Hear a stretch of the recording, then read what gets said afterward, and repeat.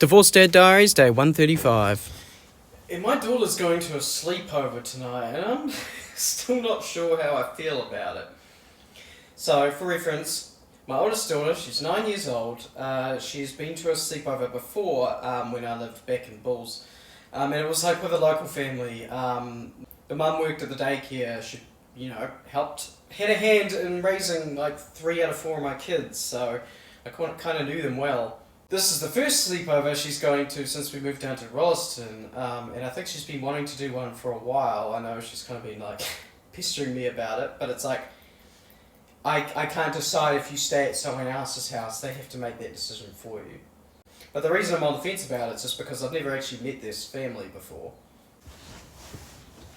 The only thing I know about them is that they're from Tonga.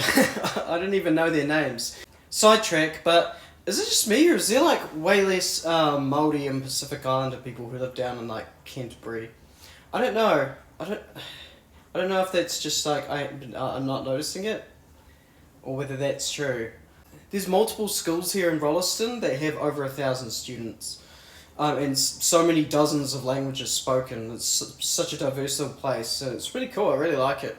There's also a lot of Indian families who live down here. Every single Uber driver I've had, bar one, has been an Indian bloke who's like a local who's lived here for ages, pretty much. So every time I've taken an Uber, I'm getting to know the locals. And in both houses I've lived in, I've had a neighbour who was born in India, which I don't mind, because it means that when I go out into my backyard at dinner time, it smells divine.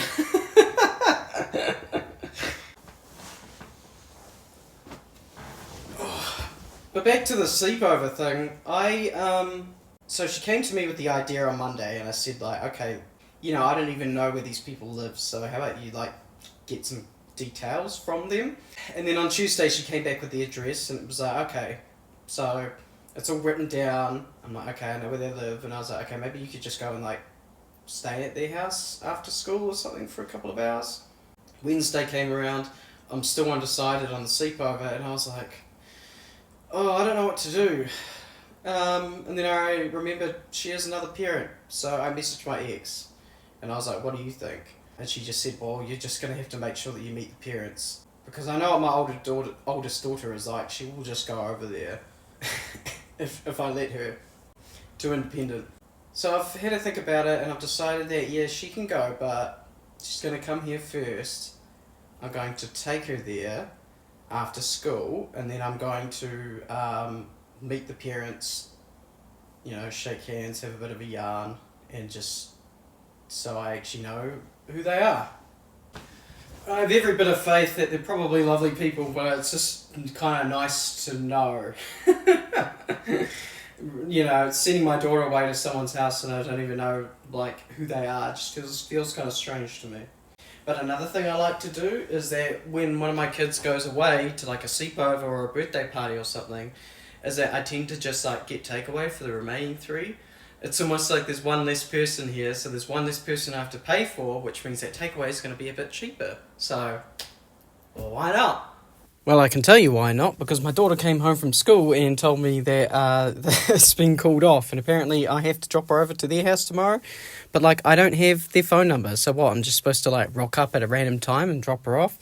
This whole thing, I'm overthinking it again, am I? Am I overthinking it? You know what, one of the good parts about this TikTok is that I get to see people's opinions, and even though sometimes I like call people out and say stuff, I actually do enjoy getting people's opinions on stuff.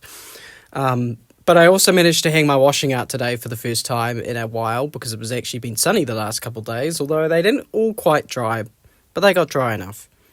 So I'm just going to drop her off tomorrow morning, and then I can chat to the parents, and then I'll get her to pack a bag. If it ends up being a sleepover, it does, and if it doesn't, it doesn't, I guess. I can at least, talk to them. But of course, I'll see you then, and I'll catch you there on the flip side.